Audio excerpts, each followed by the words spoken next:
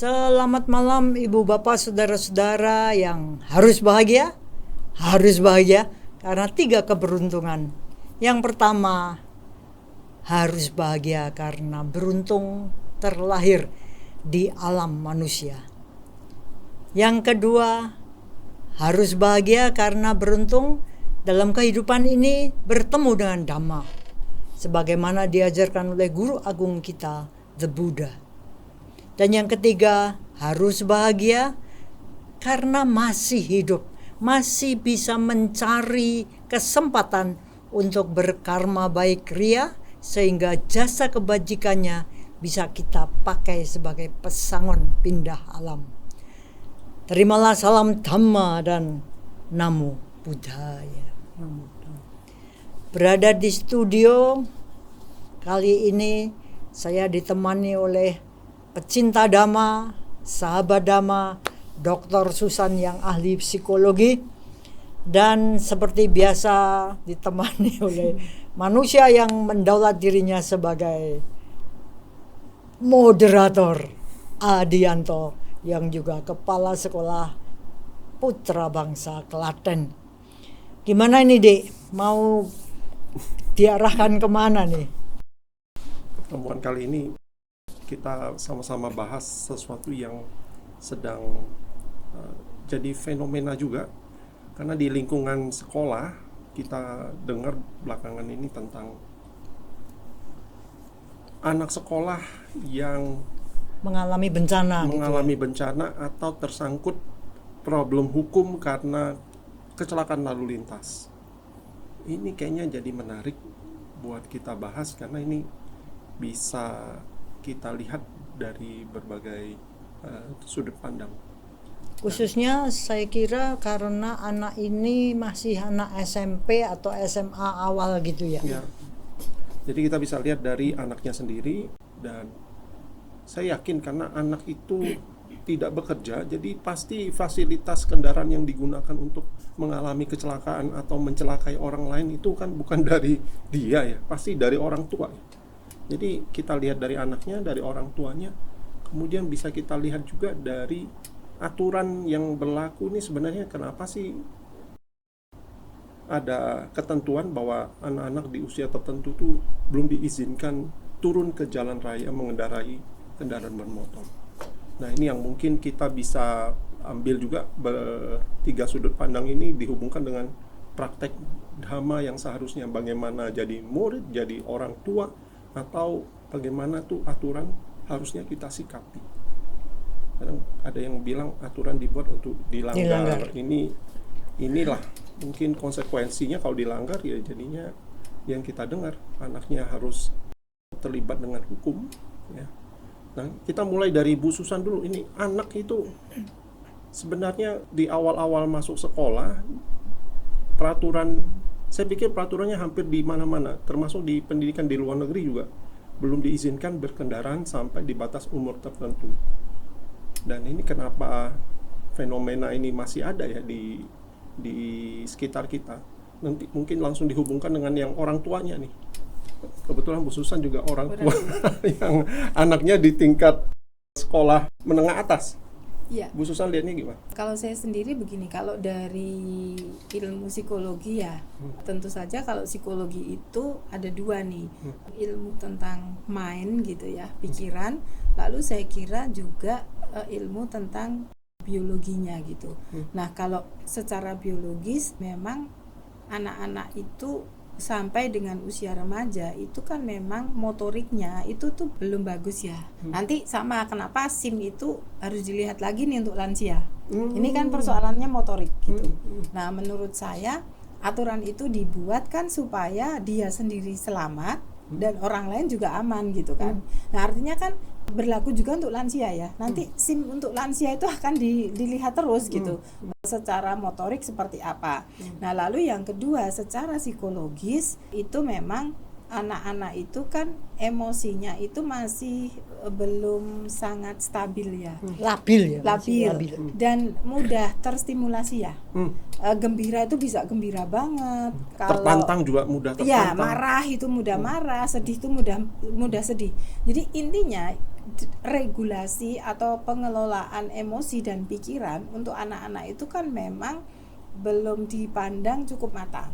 Nah, padahal dalam ilmu psikologi nih Pak, private space kita itu kalau di jalan raya itu lebih luas.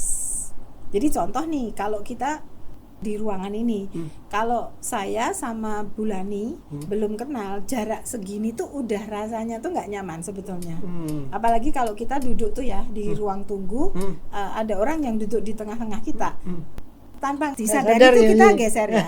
Nah, tapi kalau di jalan raya Pak, segitu tuh jadi private space kita. Coba ada orang nyalip, itu marah kan kita. Tapi kalau kita jalan, orang itu di sana itu bukan private space saya gitu. Artinya saya nggak akan marah. Tapi kalau orang itu nyelip di sini, baru saya marah. Kalau kita nggak di jalan raya. Tapi kalau di jalan raya Pak, Apalagi perhatiin. motor ya. Iya, disalip itu kayak itu private space saya. Nah, kalau orang dewasa pun sebetulnya kadang-kadang kan tersinggung. Cuman mikir gitu, buat apa saya marah gitu. Kecuali orang itu emang mau membahayakan kita ya. Tapi kalau remaja itu tuh kayak gitu tuh semacam pride gitu. Kebanggaan. Jadi kalau ini melewati saya, itu kayak harga diri saya tuh yang kena gitu. Nantang gitu. Nantang gitu. Nah, sehingga sebetulnya orang dewasa pun juga ada perasaan seperti itu, cuman lebih bisa mengendalikan. Tapi kalau anak-anak itu memang remaja itu cenderung terstimulasi, itu satu. Nah yang kedua, berpikir, perspektif taking dan empati pada orang itu memang belum berkembang penuh. Karena remaja itu masih self focus. Nah orang dewasa aja kita lihat banyak yang gitu ya. Apalagi ini remaja. Sehingga saya itu tidak bisa memikirkan, misal kalau saya itu kebut-kebutan di jalan, sebetulnya apakah saya membahayakan orang atau enggak gitu. Atau membahayakan diri sendiri aja nggak kepikir. Gitu.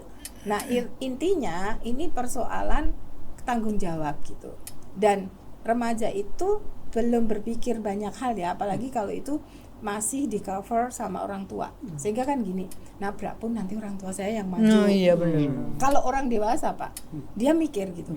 Saya tuh udah nanti keluar uang banyak gitu ya, memang mikirnya tuh egois tetap. Saya keluar uang banyak, saya urusan polisi. Paling enggak seegois-goisnya orang dewasa mikir itu membuat dia itu lebih bisa mengendalikan, karena ini persoalan responsibility. Tapi kalau itu anak-anak, akan nanti orang tua saya gitu, yang maju gitu, sehingga dia nggak akan berpikir risiko. Nah, memang ciri khas remaja itu belum bisa berpikir risiko. Maka mengapa remaja itu selalu dikatakan high risk person? Karena dia berani Risiko sekali tinggi. ambil risiko tinggi. Kenapa itu nggak boleh? Karena itu masih ciri-cirinya itu labil, high risk person gitu ya. Lalu perspektif takingnya masih kurang gitu. Dan dia memang belum bertanggung jawab gitu. Nah, terutama di Indonesia nih Pak. Menurut saya sampai dewasa pun sebetulnya orang tua itu perannya gede. Sehingga di tempat kita, orang yang sudah harusnya bertanggung jawab atas hidup itu pun masih sering tergantung pada orang tua. Iya. Nah, sementara kalau di luar negeri, kenapa mereka itu lebih bisa responsibel? Karena nampaknya sejak remaja mereka tuh harus hidup pisah sama orang tua, dan mereka tuh harus punya Bertanggung jawab. responsibility. Nah, anak kita tuh enggak, bahkan udah nikah. Masih minta duit orang Iya, tua. maksud saya itu. Nah, apalagi di negara-negara yang modelnya itu, menurut saya itu menjadi high risk. Karena persoalannya di risiko, dia nggak bisa mikir tentang risiko itu kalau menurut saya secara psikologis gitu. Risiko. Kalau saya potong dulu, ini kalau artinya secara umum begitu ya, anak remaja karena pandangannya dibentuk dengan pengasuhan bahwa ada yang backing mereka ini, makanya mereka bisa ambil resiko-resiko yang kadang-kadang tidak dipikirkan terlebih dahulu gitu ya. Dan selain itu, remaja itu tuh gini Pak, selain bahwa orang tua saya pasti mengcover, remaja tuh gini, udah merasa dewasa. Orang dewasa itu bukan yang dipikir itu responsibility-nya. Jadi ini kontradiksi memang. Yang dipikir orang dewasa itu berani ambil risiko. Berani ditantang, itu problemnya. Yang dia pegang kedewasaan itu bukan tanggung jawab. Tapi semakin dewasa, semakin saya berani ambil risiko gitu. Saya pikir kalau ini zaman perang, anak-anak kayak gini dimajuin gitu, bagus juga ya. Nggak ada mikir resiko. Berani nggak ya mereka kalau umpamanya ini zaman perang? Iya, itu kan yang terjadi dulu yang di Amerika sebelum perang Vietnam. Itu kalau kita pernah nonton filmnya Tom Cruise ya, itu aktornya kepilih untuk perang ke Vietnam itu kebanggaan. Jadi kalau kamu nggak kepilih, kamu itu orangnya lemah, kamu itu gini-gini. Mereka baru istilah PTSD itu keluar kan setelah perang Vietnam. Mereka nggak nyangka bahwa di Vietnam itu Amerika itu sebetulnya kalah ya. Banyak yang cacat kan, banyak yang meninggal, banyak yang cacat. Nah, orang-orang Amerika waktu itu mikirnya adalah saya berani ambil risiko gitu. Dan perang itu kan risikonya paling tinggi ya. Mati ya. Dia merasa keren gitu. Menjadi pahlawan gitu, nggak bayangin bahwa sebetulnya ya itu mengerikan gitu. Nah artinya seperti Pak Adi bilang, kalau remaja itu nggak ngerti bahwa itu tuh resikonya besar, ya mereka merasa wah itu keren gitu. Jadi berani ambil risiko tuh sama dengan keren gitu. Jadi bukan hanya persoalan saya masih di cover orang tua, tetapi semakin saya berani ambil risiko, keren. Makanya kan ini Pak, geng, lalu terjadi tawuran, membuli orang. Lalu salah satu geng terkenal ya di Jogja itu Klidih itu ya Pak. Salah satu penerimaannya kalau kamu pengen diterima, kamu tuh harus berani melakukan hal yang berisiko. Entah ngebot, entah kamu melukai orang, apapun yang risikonya besar. Terus kamu lapor ke kita gitu. Atau bahkan anggota geng yang lain itu nonton gitu. Apa yang bisa, makanya entah tawuran Bu, entah nyerang geng lain, entah dia ngerampok, entah apa. Makanya kan geng Klidih itu yang mengerikan tuh, dia bisa membunuh orang nggak ada tujuannya selain dia menunjukkan bahwa saya berani ambil risiko gitu. Nah itu menurut saya. Jadi mengapa remaja itu ya sebetulnya tidak melakukan hal-hal yang menurut kita itu memang resikonya besar gitu. Nah salah satunya kan naik motor nih. Kalau di Perancis nih Pak, motor itu hanya boleh di gang kecil. Jadi di Klaten gitu. Begitu di Klaten tuh ya di itu loh, di kampung gitu. Begitu kamu ke jalan raya itu harus cc-nya besar Pak. Yang moge. Jadi kalau nggak moge nggak bisa. Nah moge itu pun kalau di sana tuh selalu ada chipsnya gitu ya, sama mobil itu selalu ada chips. Ini connected gitu. Begitu kamu lebih, jadi kurang dari 2 meter, kena tilang nih langsung. Dia tuh connected tuh ya data kepolisian ya. Jadi orang nggak berani main-main kamu kurang dari 2 meter gitu, karena semua dipasang chips gitu. Jadi akan kedetek gitu. Nah ini gini, di sana orang dewasa pun dengan aturan yang seperti itu sistemnya mendukung gitu, sehingga orang tuh nggak akan berani ambil resiko. Misalnya di bayarnya terlalu mahal. Betul. Gitu. Misal di situ kecepatan hanya boleh 40 km Pak, jangan kurang atau jangan lebih. Nah kalau tempat kita Bu mau 200 km per jam kayak Valentino Rossi misalnya, itu nggak akan ketangkep Bu.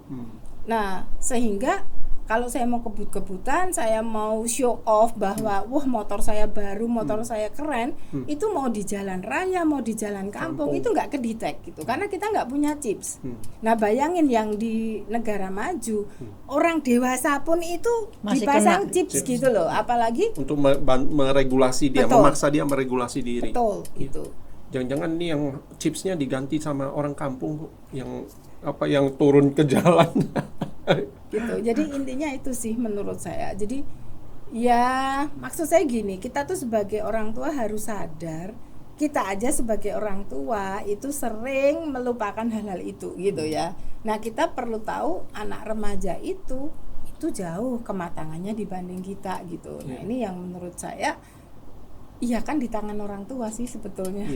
Nah, Gitu. kalau sebelum ke Bulani, yang untuk orang tua, kenapa sih orang tua cenderung urusan fasilitas anak itu diberikan, mereka mungkin tahu resikonya, tahu bahayanya.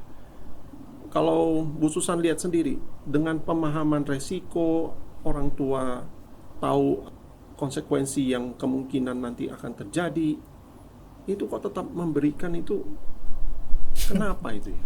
Orang tua itu gini, penyakitnya ya Pak. Saya itu kan lahir apa ya? Kalau saya tuh termasuk generasi X ya Pak kayaknya. Setelah baby boomer itu kan generasi X ya. Itu kan masih, apalagi Bulani nih, lahir itu di era yang sangat penuh perjuangan ya. Saya aja masih, apalagi Bulani. Penyakitnya Pak, saya nggak ingin anak saya itu sesulit Menderita saya. seperti saya. Jadi kita memandang perjuangan itu sebagai penderitaan, masalahnya itu. Bukan perjuangan itu sebagai kunci keberhasilan gitu. Bukan proses penempaan kematangan Untuk berhasil. Tapi saya memandang perjuangan itu penderitaan. Sehingga saya nggak pengen anak saya itu menderita. Itu aja di yang aku gitu. Nah, berarti kan anak saya ini udah kena, nggak tak suruh berjuang kan. Nah, sehingga anakku, generasinya anakku punya anak lagi, Semakin hidup memble. kok sulit ya. Saya aja dulu nggak ngalamin kesulitan. Jangan sampai anak saya itu kesulitan gitu.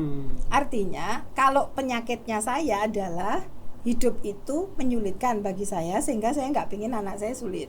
Nah, anak saya kan ini serba mudah nih. Nah, sehingga dia mau kasih anaknya lebih mudah lagi gitu. Jadi lupa dengan resiko. Dan sehingga kalau melihat anaknya kok belum punya motor, kok belum punya mobil, kok jalan kaki, hari gini masih jalan kaki gitu loh Pak. Itu bukan justru memberi ini. Sekarang tuh semua serba mudah. Gimana sih saya mau memberi kesempatan anak saya belajar berjuang? Malah nggak gitu Pak. Hari gini masih berjuang gitu loh. Kenapa harus masak gitu? Kita bisa online food, datang sendiri gitu.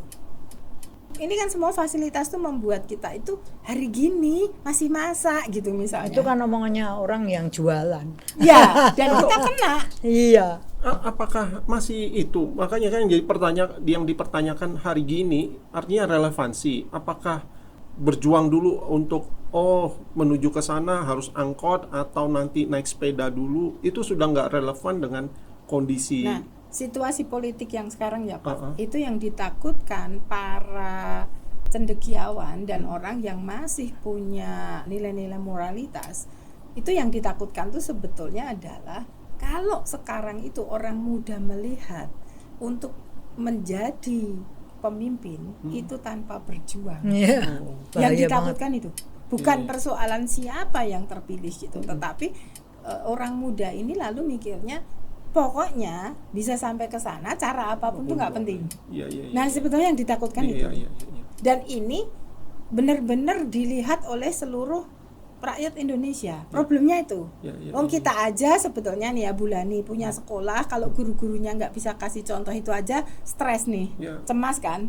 Nah ini kan pembelajaran untuk seluruh generasi muda ini Pak.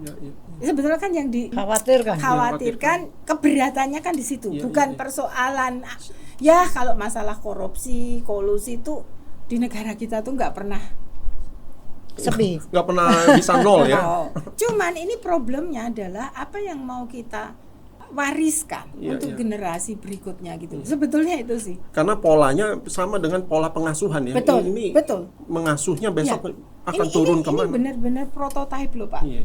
Prototipe kalau kita lihat, kita nggak bisa nyalahin satu orang ini. Ya mari kita bercermin. Saya sebagai orang tua ya kayak gitu sih sebetulnya maksud saya. Skalanya aja kecil. Ini skalanya nasional.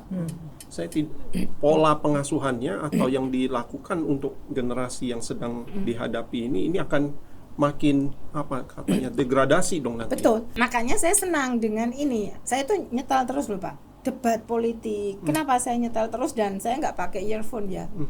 Karena saya pengen anak saya denger.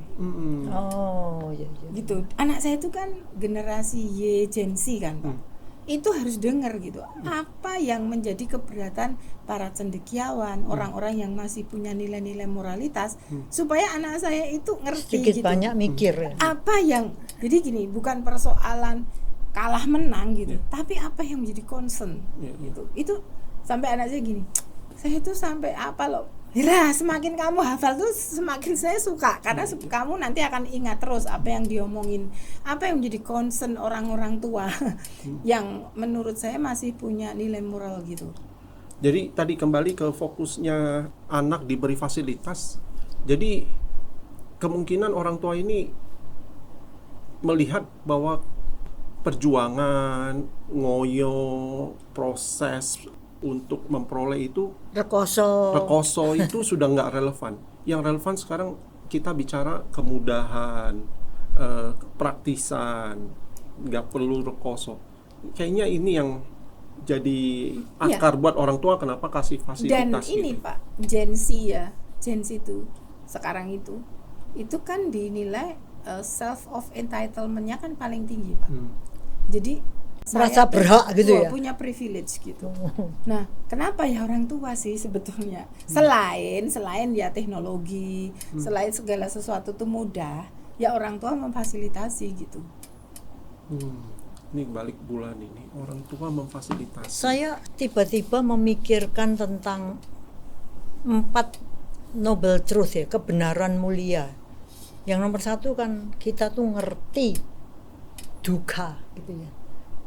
Jadi orang-orang yang tidak kenal Dhamma mungkin lebih berpendapat seperti itu, bahwa kita tuh harus cari suka, fun, enak, nyaman segala macam. Karena kembali tadi konteks hidupnya nggak relevan ngomong tentang berjuang apa masak mah tinggal ini ya. Makanya kalau kita lihat alangkah berbedanya dengan bagaimana cara Sang Buddha mengarahkan kita mencapai pembebasan, itu kan banyak orang yang menyerang Buddhisme karena kalau ajarannya sangat pesimis. Tapi kalau kita lihat sekarang seperti ini, saya melihat relevannya Dhamma lebih jauh lagi, lebih penting lagi.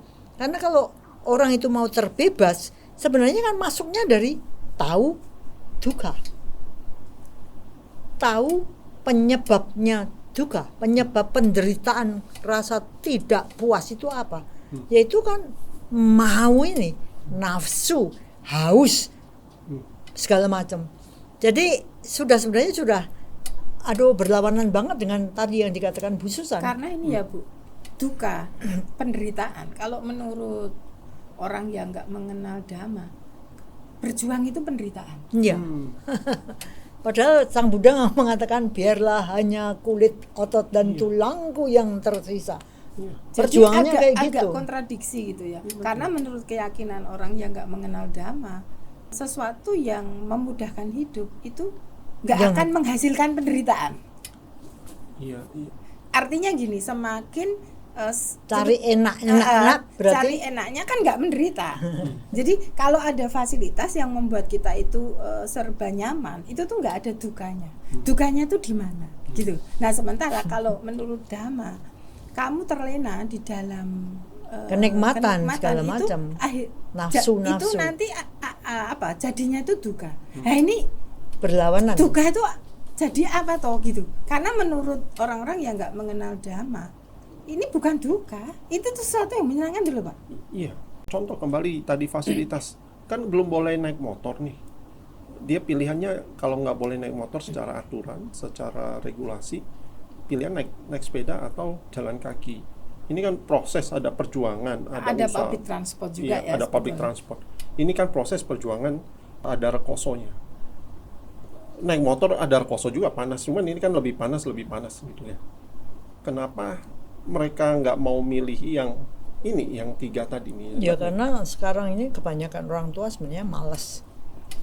Menurut saya kita lihat aja orang tuanya anak-anak kita, atau paling nggak diantar. Nah, kalau masih diantar masih mending lah. Iya. Masih orang tua tuh keluar keringat, darah, air matanya masih ada. Karena gini Bu, nah ini mungkin yang perlu dijelaskan bulan ini. Sebetulnya duka dalam ajaran Dhamma itu apa? Karena contoh nih Bu, saya nganter anak itu penderitaan. Kalau anakku bisa tak beliin motor, dia bisa kemana-mana sendiri, itu saya terbebas dari penderitaan. Iya, iya, iya. Itu gimana dong? Iya kan? Iya. Itu beda sama logika umum, itu beda. Itu langsung ke jalan menuju lenyapnya duka. Anakku dikasih motor. Memang kelihatannya kalau secara pemikiran duniawi itu masuk akal. Tetapi kalau kita melihat pada Dhamma bahwa misalnya aja hukum karma, apapun yang aku lakukan, aku bisa dong. Wong aku adalah pemilik perbuatanku sendiri. Aku mau gitu ya biarin toh. Tapi jangan lupa aku adalah pewaris karmaku sendiri. Jadi apapun yang aku lakukan, sekaligus apapun yang tidak aku lakukan, itu pun berakibat. Nah ini akibatnya orang-orang sekarang itu adalah akibat yang kita lihat sangat-sangat di depan mata gitu. Dia tidak bisa mikir lebih jauh lagi. Sekarang misalnya aja, saya punya anak, saya mengantar setiap hari. Kalau saya mikir bahwa inilah karma baik yang saya lakukan untuk anak, inilah tanaman kebajikan yang saya berikan pada anak, mudah-mudahan anak merasa saya sayangi. Kalau saya naik mobil sama saya naik motor atau naik sepeda, aduh, enakan naik motor atau naik sepeda dong. Kenapa? Saya merasakan tangan kecil memeluk saya. Itu loh, membuat saya merasa, aduh aku harus bertanggung jawab. Karena ada anak kecil yang mempercayakan kehidupannya, keselamatannya pada saya. Kalau mobil kan cuman gini aja. Ya buka-buka sendiri. Kalau itu sebentar. Jadi banyak karma baik, banyak cinta kasih, banyak welas asih yang terlibat di dalam apa yang disebut sebagai pengorbanan atau ketidaknyamanan dan sebagainya. Tapi kalau kita tuh cuman ngertinya kepentingan sendiri, enaknya sendiri, ya udah, saya nggak mau capek kok. Beliin saya motor. ya takut dong rekoso. Ya. Itu Nggak mau. solusi nih beliin motor. Ya buat boleh. Tapi itu kan cuman enaknya di depan mata. Di sesudahnya itu anak merasa wow, apalagi keren, lalu dia tidak bertanggung jawab, terus dia mau lagi, sementara orang tuanya makin lama makin jauh, nggak tahu loh anak ada di mana. Itu yang nggak dilihat mungkin. Nggak dilihat. Jadi ya yang saya lihat tuh ya enaknya itu, dan enak itu sama dengan tidak menderita. Tidak menderita. Tapi tidak menderitanya itu kan tidak menderita duniawi yang melek mata. Dia nggak ngerti efeknya secara psikologis apa, dia nggak mau peduli. Jadi kalau anak tuh sama orang tua isinya cuma nuntut, dia nggak akan ngerti orang tuaku berkorban untukku. Nggak ngerti lah. Ya, artinya ini Bu, bahwa pengorbanan itu adalah perbuatan baik, itu yang Nggak dilihat. ngerti. Yang dilihat korban, jadinya penderitaan kan. Penderitaan. Jadi bahwa kalau saya itu melakukan perjuangan itu tuh adalah perbuatan baik, itu nggak dilihat. Yang dilihat adalah pengorbanan, perjuangan itu menyulitkan. Menyusahkan. Ya. Itu sih yang nggak dilihat. Nah, balik ke bulan nih tadi, kalau solusi itu bukan melepaskan diri dari penderitaan yang orang tua. Saya ini berkorban loh, perjuangan. Berikan mobil. Akhirnya saya beliin motor untuk anak saya. Itu kayaknya tadi kan, oh ini jalan melenyapkan duka. Memang. Saya kan menderita nih, harus ini. Tetapi kalau orang tua itu terbiasa meditasi, terbiasa melihat ke dalam diri, terbiasa memeriksa pikirannya sendiri, maka coba dia cari alasan dia beli motor kenapa. Kok saya curiganya nomor satu, dia mau lepas tanggung jawab daripada saya nganterkan repot-repot. Bukan mengasihi ya. Bukan mengasihi, tapi mencari enaknya sendiri. Harus bangun pagi. Nggak mau lah, bebas gimana caranya. Yang kedua, bagaimana dia melihat diri sendiri, mohanya, sombongnya di mata yang lain. Kayak apa itu? Gimana ya anakku, Iya. kelihatannya dia mengeluh, tapi sebenarnya dia meninggikan dirinya sendiri bahwa dia punya duit. Apalagi motornya itu bukan motor Motor biasa. butut loh. Iya. Itu motornya itu motor yang mahal, yang ngebut keren. Ya, yang nggak patut di jalan raya umum seperti kita, harusnya tuh CC di jalan trek khusus kayak Mandalika mungkin. Itu yang kita Tapi lihat dibeli. deh. Anak kecil gitu ya, naik mobil gede. Loh, tapi yang bangga orang tuanya juga bangga. Padahal anaknya ini belum bisa, seperti yang dikatakan usia biologisnya belum, tapi sudah wow. Jadi sebenarnya kalau orang tua mau lihat dalam diri sendiri, juga sesuatu ada yang salah dalam pola pikir orang tua. Makanya banyak orang, menurut saya, banyak orang tua yang sebenarnya tidak mencintai anaknya secara benar. Tapi mereka memanjakan anaknya hanya supaya dirinya sebenarnya lepas dari tanggung jawab. Makanya menarik sekali kalau bahasa Inggrisnya memanjakan kan spoil. Spoil itu kan artinya merusak. Jadi kalau kita Bagus memanjakan ya. anak, Dari segi bahasa Iya. aja udah bagus ya sudah maknanya. bagus.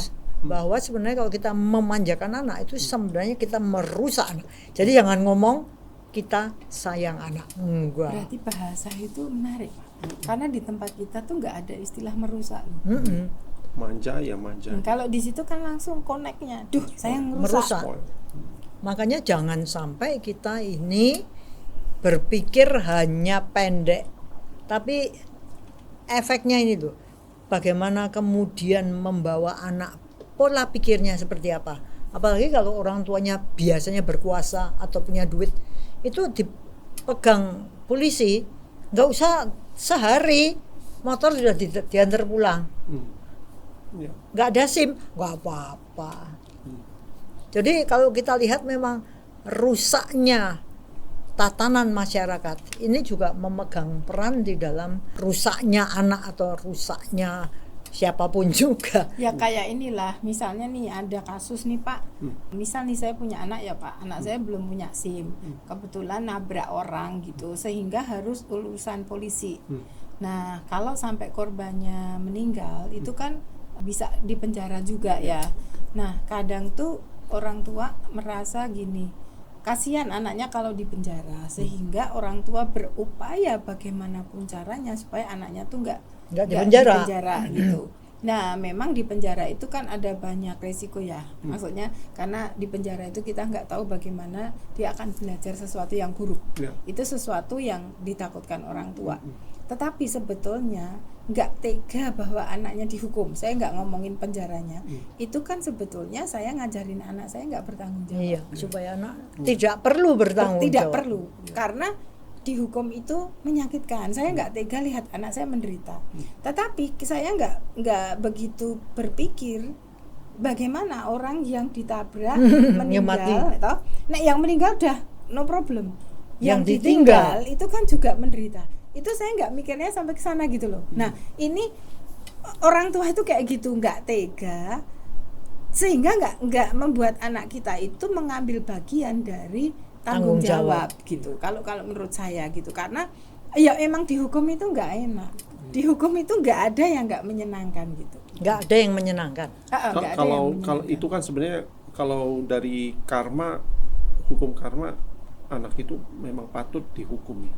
Cuman kalau kita dibawa ke sistem kehidupan di masyarakat, tatanan masyarakat, sebenarnya kan mereka nggak akan melakukan itu kalau tidak difasilitasi oleh orang tua.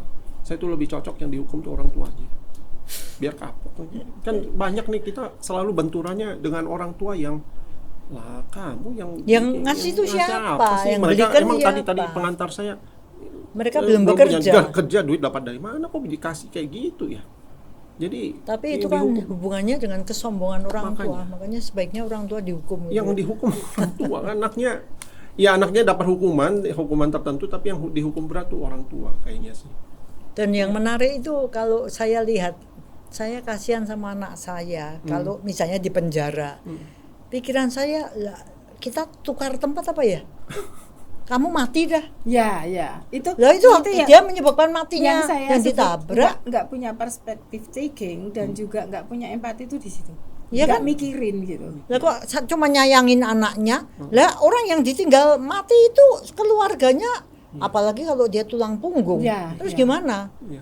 Kalau misalnya macam-macam gitu biasanya saya ngomong, "Lah mbok dah ditukar tempat aja. Yang mati kamu." Nanti kan ceritanya jadi lain. Beda. Iya. Makanya senior ini kalau didengar sama orang tua yang terlanjur kasih fasilitas mungkin segera ditarik ya mereka. Karena itu yang diposting salah satu orang tua yang di sekolah yang cukup ternama di Jogja, itu dia bikin satu Pengakuan gitu ya. bahwa penyesalan terbesar adalah memberi fasilitas ini, padahal tahu bahwa ini sebenarnya tidak perlu. Beli kendaraan bermotor dengan CC yang besar itu udah tahu. Lah untuk apa sih? Saya juga bingung ya. Sebenarnya kalaupun kita sebelum beli lihat bahwa anak itu belum punya SIM aja, sebenarnya sudah pastinya ada grek gitu ya.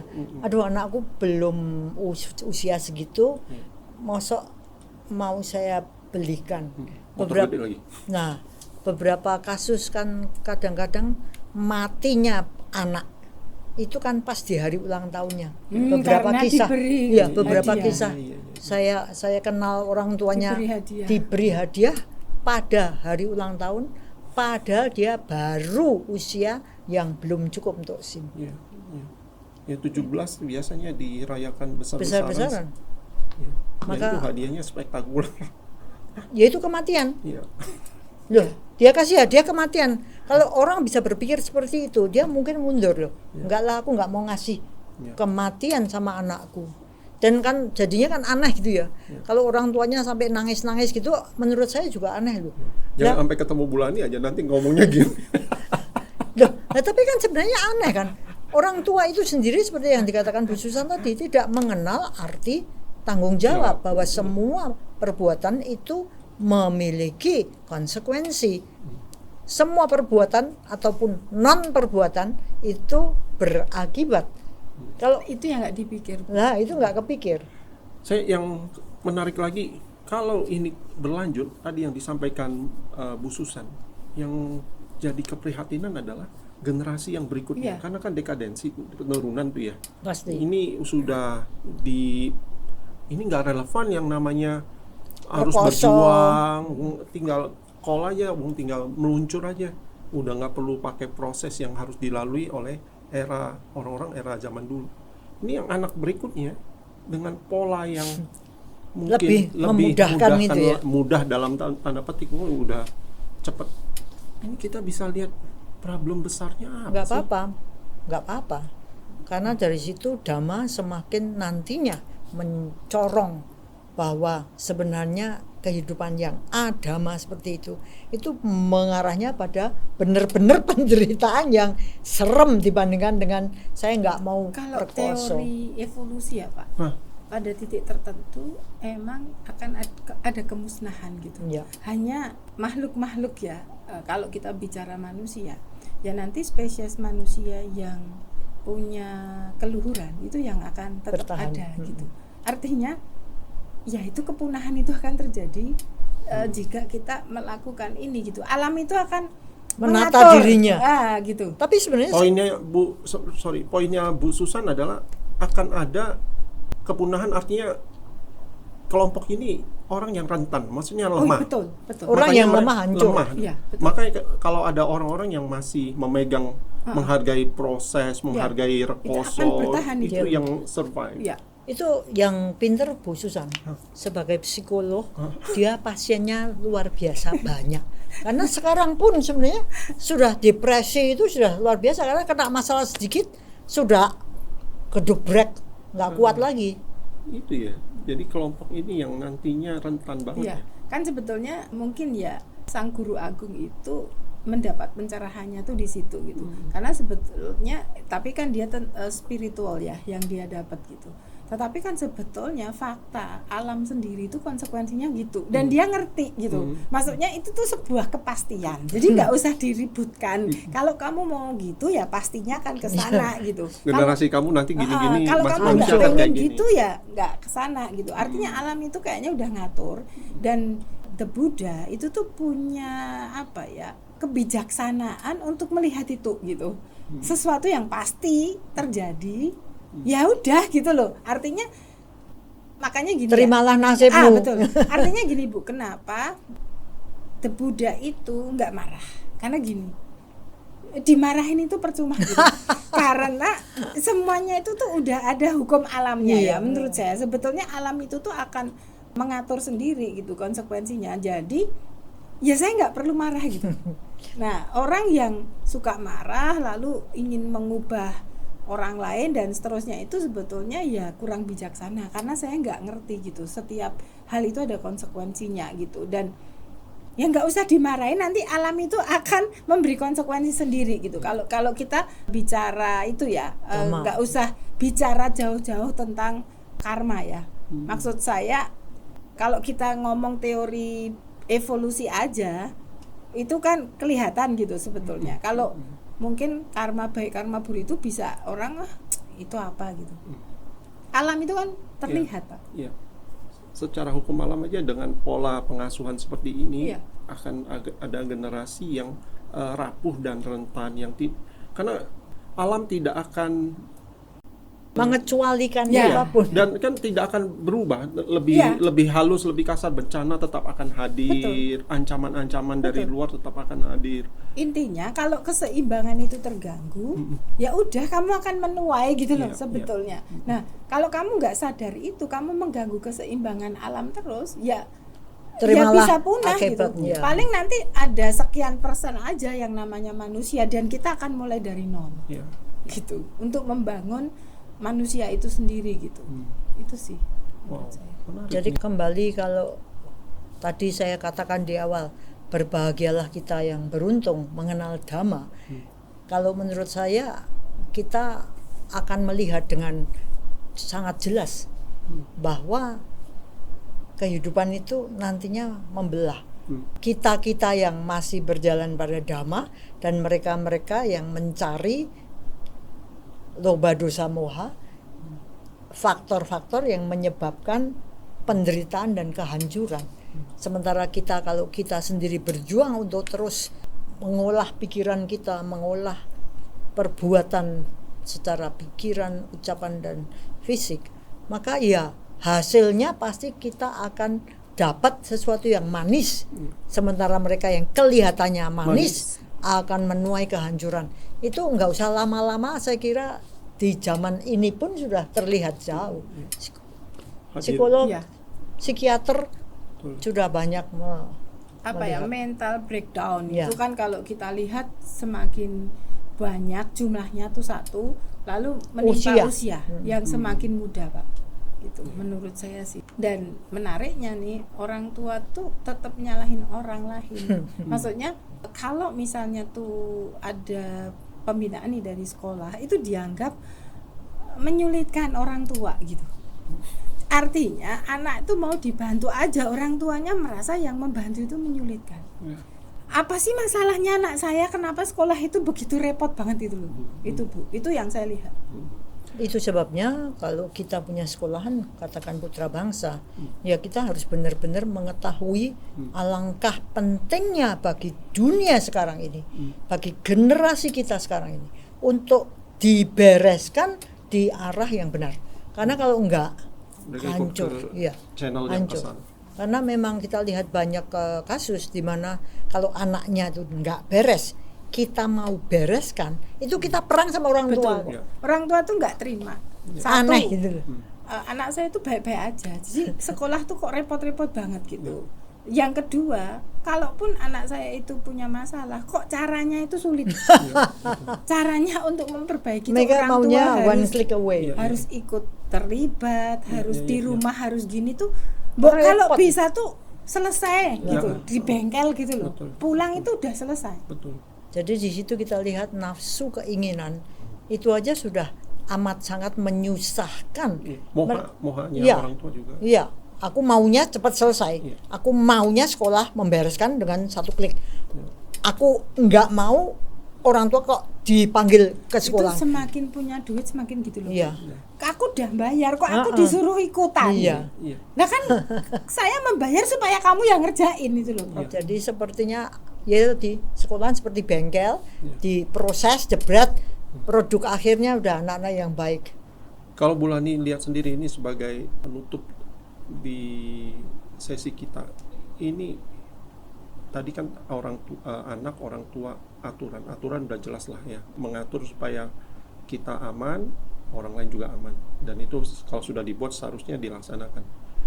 Cuman pesannya buat orang tua dan anak, ini nilai-nilai yang sedang diperjuangkan supaya tidak masuk ke persoalan-persoalan yang tadi kan aturan itu dibuat, kadang-kadang orang selalu cari celah. Nah, kita udah nggak ngomong itu dah. Pokoknya yang benarnya yang harus dilakukan itu, prinsip yang dipegang apa sih kalau untuk anak atau orang tua? Ya, menurut saya sebenarnya pembicaraan kali ini itu kita arahkan untuk jawil gitu ya, menggugah orang tua. Please, papa, mama, keluarga dekat, jangan rusak anakmu. Jangan melawan hukum untuk urusan motor yang sedang kita bicarakan. Nah, itu satu hal. Belum nanti kalau meremehkan ke gadget dan sebagainya. Tapi tolong jangan rusak anakmu. Karena anak-anak bisanya ada itu karena diadakan oleh orang tua. Makanya bahasa Jawa ngomong anak kui dianakke karo orang tua. Itu dari kata ono, ada. Jadi bisanya anak itu ada disebut anak itu karena diadakan oleh orang tua. Maka tolong dengan banyaknya kasus yang tadi kita bicarakan, tolong tarik motor, tarik gadget supaya tidak terjadi apa yang tidak kita inginkan. Karena kalau sampai mati sudah game over, kita sendiri yang akan menuai kesalahan yang konyol demikian. Jangan kasih anak-anak motor sebelum mereka punya SIM. Saya kira itu sangat penting. Dan saya pikir pesan ini berlaku juga untuk semua orang tua untuk kembali memahami bahwa mereka sedang mendidik generasi yang akan datang. Kembali pada tadi yang disampaikan Bu Susan, hati-hati akan ada penurunan, degradasi. Makanya supaya generasi kita nggak terjadi degradasi dari mental, daya tahannya turun dan sebagainya, harus dicek kembali ya proses kita mendampingi mereka itu seperti apa.